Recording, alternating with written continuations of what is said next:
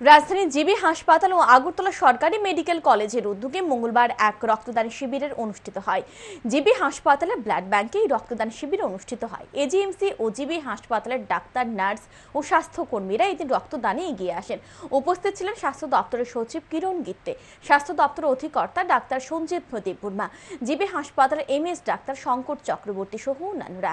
স্বাস্থ্য সচিব কিরণ গিত্তে জানান, রাজ্যের স্বাস্থ্য পরিকাঠামোর ধারাবাহিকভাবে উন্নয়ন হচ্ছে। যে কোনো ধরনের অস্ত্রোপচার করতে গেলে রক্তের প্রয়োজন, তাই এই বছর পরিকল্পনা করে রক্তের চাহিদা মেটানোর জন্য রক্তদানের ক্যালেন্ডার করা হয়েছে। রাজ্যের যুব সমাজকে রক্তদানে এগিয়ে এসে স্বাস্থ্য দপ্তরকে সহায়তা করার জন্য আহ্বান জানান তিনি।